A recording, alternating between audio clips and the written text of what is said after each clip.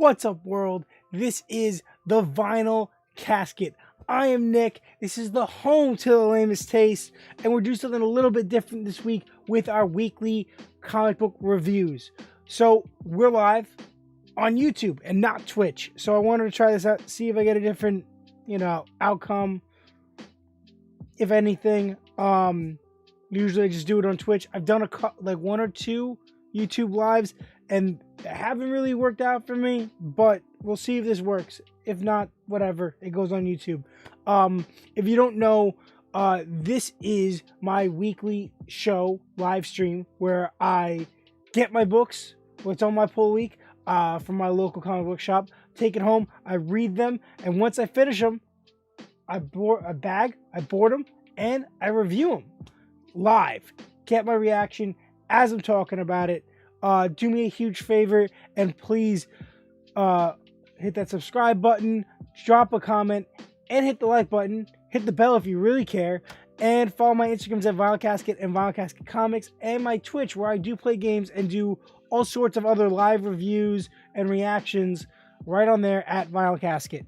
With that being said, let's get right into it with the one sole indie book of the week from Boom Studios. We have House of Slaughter. And if you don't know, I have recently caught up with Something is Killing the Children. This is trade paperback, volume 4. I have hardcover book 1, which ends where that starts. And once I did a review that's on here on YouTube of that hardcover. And once I finish this trade paperback, I will be doing a review of that. And you can catch my single issue reviews of that series when it restarts in a couple weeks. And that being said, this is the spin-off, House of Slaughter, which acts as a prequel to that series. This variant cover, which is awesome, issue 4. I really, really enjoyed this issue. I thought it was really different. The last couple issues have been building up and explaining something, but this issue really laid the groundwork for what's going on, the relationship that's happening between these two characters, what it's going to mean for the series that we already know, what it meant leading into it, what it has to do with the past, the whole concept of the different families and the different houses. Well, all this stuff kind of really had pivotal things happen, I feel like, in this issue that's going to take this series and the main series from this point going are going to be affected because of this. And I'm going to give it a solid 7 out of 10. Artwork was good. I really enjoyed the covers, all the covers, including this one. And I thought the characters were really well portrayed and the artwork was great. So it's just been a really fun series and a really cool dive into this, into Aaron Slaughter, which you get to meet him, but you don't really get to know him in the main series until later on in volume 4. So this is a really cool series, and this was a great issue. We'll move straight into Marvel with the last issue of Death of Doctor Strange, with issue 5 of this miniseries. So it did exactly what we were expecting it to do, but I'm still kind of unsure on how I feel about it. If you guys don't know, just a sidebar here, I also do a weekly comic show every week. It comes out every Tuesday. It is filmed on every Friday. So it comes out on YouTube on Tuesday on this channel and Manny Reads Comics channel. Manny Reads Comics, that's his Instagram and his YouTube. He posts it first. It comes out Tuesday morning on his channel. Me, him, and Omni City Comics on Instagram do a weekly roundup show where we discuss our top 3 picks of the week, our disappointment moments, and our covers of the week.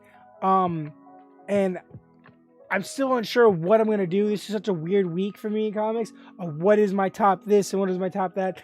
I feel very uncertain about this book. Artwork was pretty solid.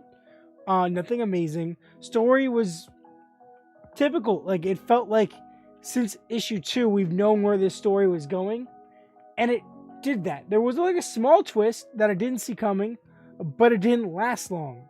And this is a spoiler review, so I'm gonna say it.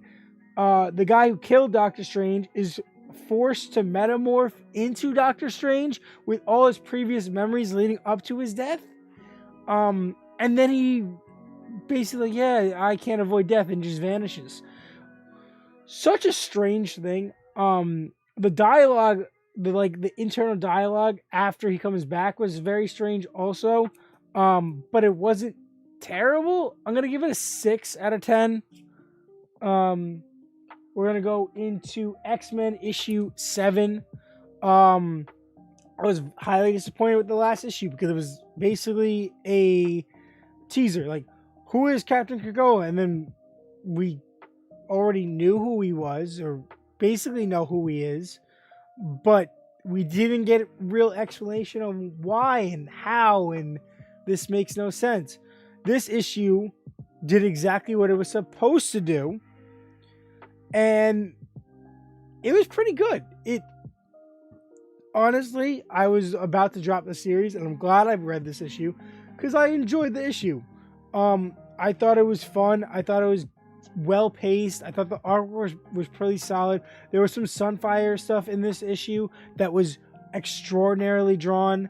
And I really did think this explained that situation on how Cyclops is forced to become Captain Krakoa and why. And it all made sense. And it's pretty interesting. So I'm going to give it a solid 7 out of 10. I thought it was one of the highlights out of it. I like the first 2 issues, and then it's kind of been hindering for me.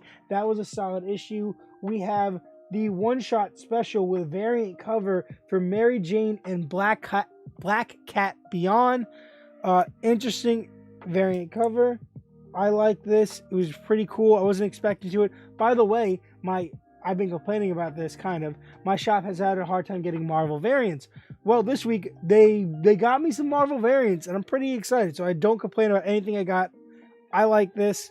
Mary Jane's face is a little wonky on the cover, but it's solid. Awesome issue. Awesome one shot. It was so much fun. It was well drawn. I really liked the plot here. I liked how this crime lord supervillain knew who Mary Jane was. Was like, I don't really care, Black Cat. And then MJ shows up and he's like, oh my God, it's MJ. Because she's like an actress, but she's not super well known. But this guy fanboyed hard. It was a fun issue. It was a lot of fun. They beat up Shocker. I really enjoyed it. I really thought this was a good use of a one shot. And I wasn't going to get it because I thought it was just going to be a waste of time. But it was fun. I'm going to give it an 8 out of 10. It was a lot of fun. And it ties into the end of issue 87 of The Amazing Spider-Man. Variant cover. Love this cover. So I gave, in the weekly roundup show last week, I gave Spider-Man, Amazing Spider-Man, a really, really rough time. It was my disappointment of the week. Because art, story, everything about the book was just disappointing to me because they were treating Ben Reilly like shit. This is exactly what I thought and expected the series to be. You have Peter getting over his injury, over his sickness, and having Captain America and Black Cat force him and try to train him and rehab him back into Spider-Man. But won't let him be Spider-Man, won't let him wear the costume that MJ gave Black Cat because Ben Reilly's out there and they're using that as motivation to make him want it. Like, you can't wear the suit because your clone is Spider-Man right now. You have to earn that from him. You have to take back your mantle from your clone. And we get back and forth with Ben Reilly in Beyond Corporation, recently being brainwashed and having his memories all messed with. And he's like there's definitely something wrong with him now because of them. They triggered something. Maxine Danger talking to the clone therapist.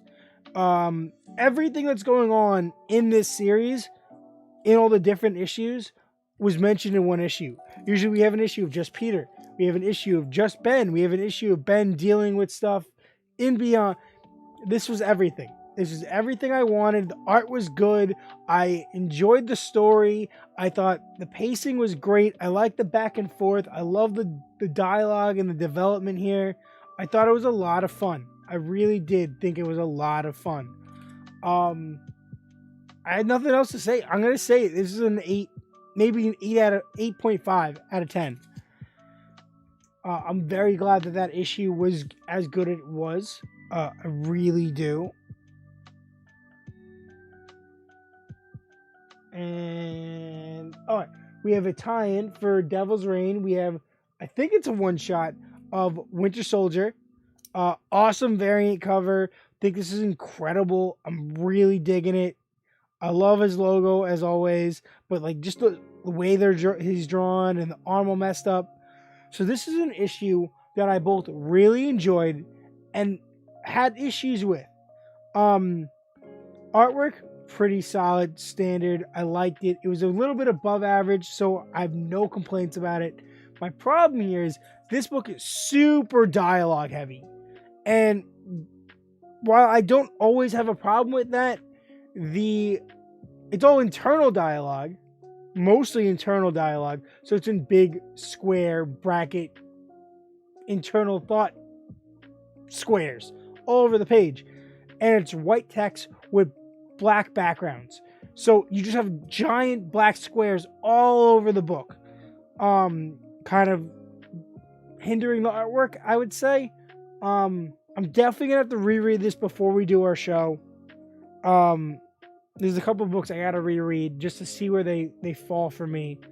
That disappointment of the week is like there's a bunch of options here. And nothing I want to spoil for that show, I won't spoil here. But I liked it. I thought it was cool. I love the variant cover. I love the overall arching story, which is basically Winter Soldier. Basically, the whole Devil Reign thing is that it is now revealed that Kingpin has files on all these superheroes, right? He has blackmail on everyone, and all these different stories so far have been these characters having to deal with the blackmail that he has on them. So Winter Soldier's like, no, I need to know what he knows. Like, I don't know so much about my past because it's been taken from me that I need to know. So he breaks into his mansion and he makes his way in and gets the files, and it's a really good Winter Soldier story. And the internal dialogue really gives you a insight of how his brain works at this point in the character. And I loved it. I thought it was good. I just think that it was a little bit too dialogue heavy, and the black dot boxes were a little too much. They could have done anything. They could have made like a blue or a red and made them like China translucent so you could see the artwork behind it, because all this stuff is done on computer anyway. So that could have been like the workaround. It was solid. I enjoyed it. I'm gonna give it a 7 out of 10. Issue 3 of Devil's Reign. So I'm excited for this series as it progresses, but I'm also disappointed in the next cover having this but no border, it looks like, on the previews. I hope they fix that, because all the books have had borders, and it's the only reason I'm getting the A covers is because I really like that presentation. So if they screw that up, I'm gonna be very upset. Yeah, so this is an event book. You have the tie-ins that tell you like the overarching connection of all these different Marvel characters to this plot. But basically the plot, like I said, is Kingpin, who is the mayor of New York, has all these files on all these superheroes, and because he can't read what it says in Daredevil's file because the children of the Purple Man brainwashed the whole world and made them forget who Matt Murdock is, he basically has outlawed superheroes at all in New York City, which is like the epicenter of heroes.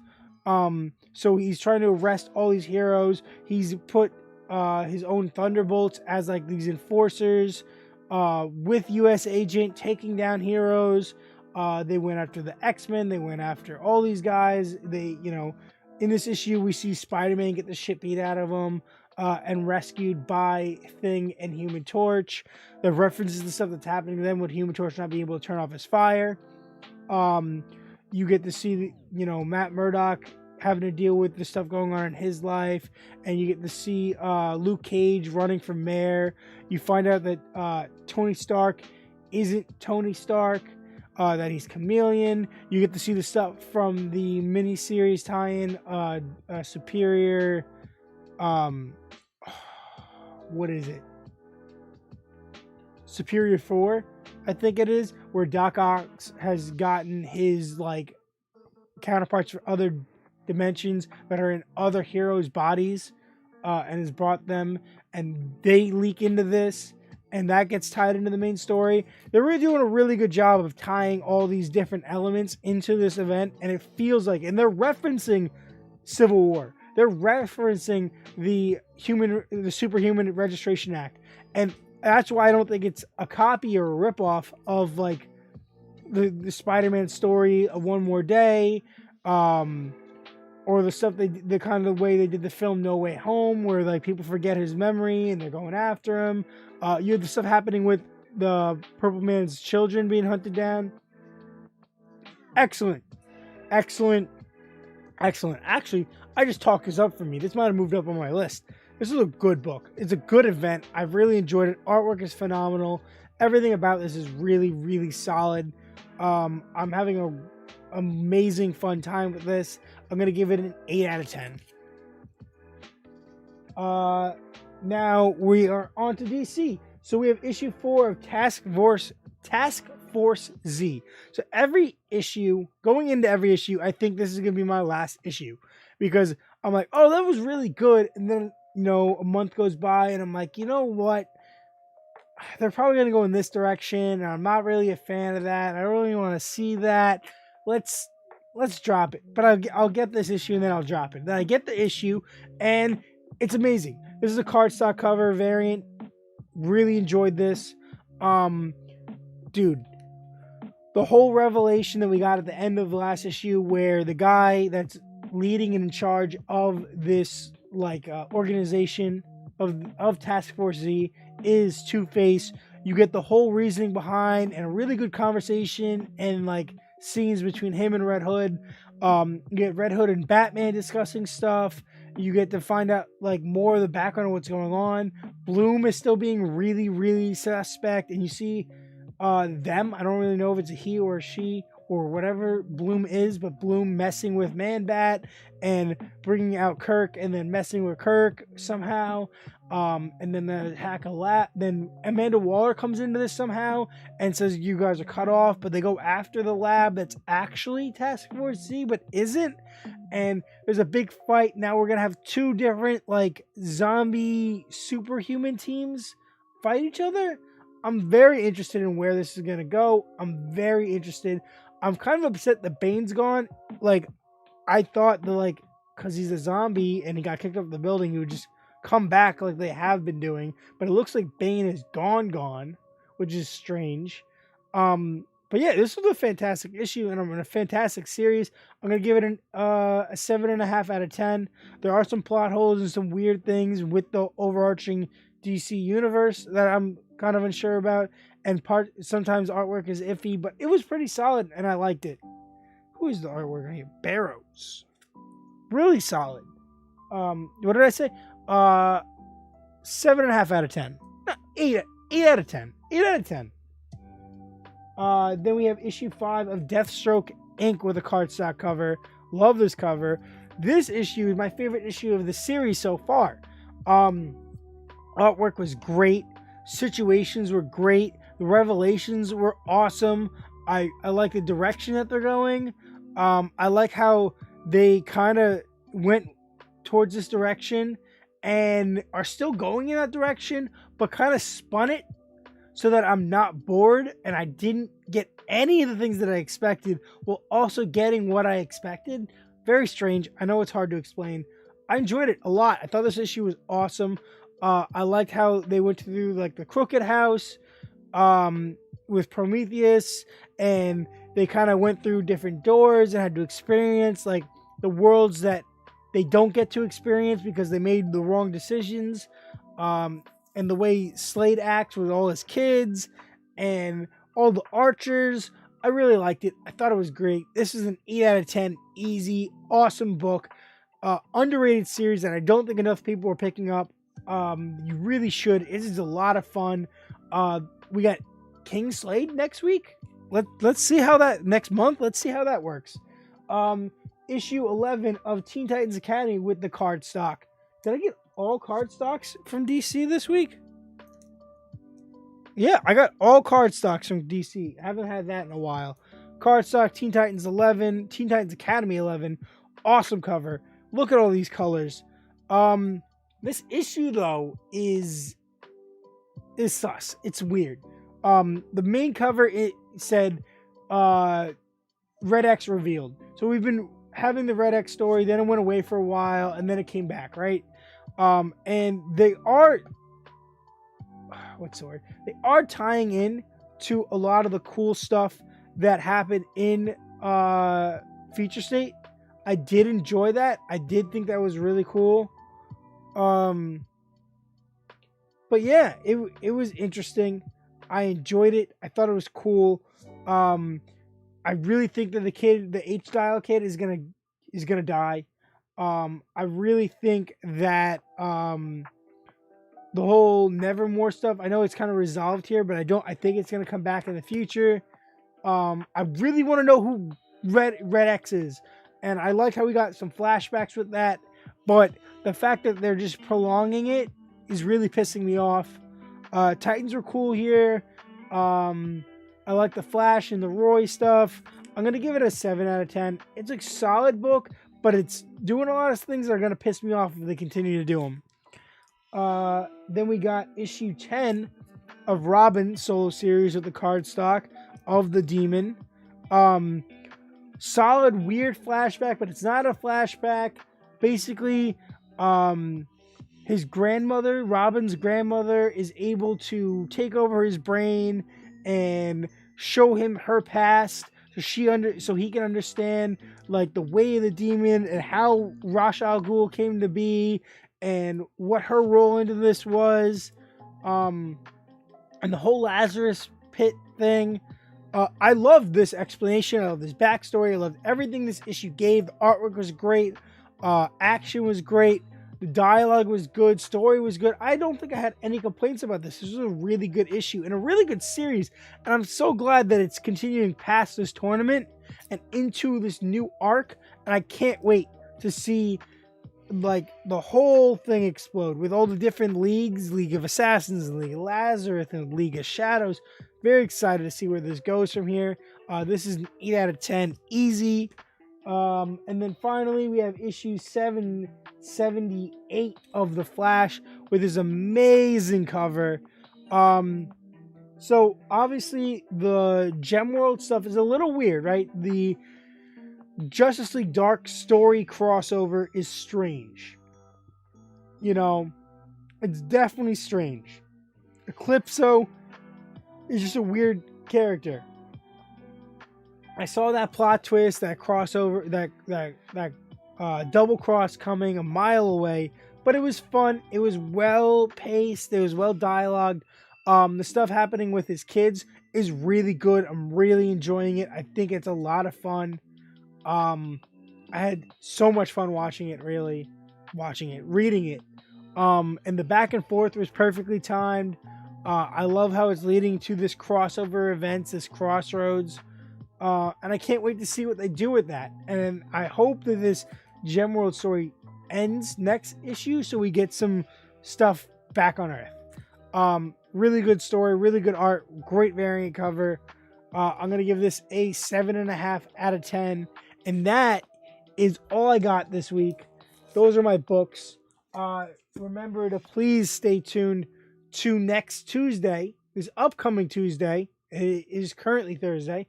For the release of episode 4 of the Weekly Roundup, brought to you by me at Manny Reads Comics on Instagram and YouTube, and at Omni City Comics on Instagram. You can do me a huge favor and please hit that subscribe button, drop me a like and a comment, hit the bell, let me know what you're reading, what you're excited for next week, what your pick of the week is, your pick of the month, the pick of the year, your favorite cover. Tell me anything, and remember to stay tuned to that show that comes out on Tuesday to see my top 3 of this week, my most disappointing moment of the week, and my favorite cover this week, and to see a glimpse of what I'm going to be picking up next week. Thank you so much.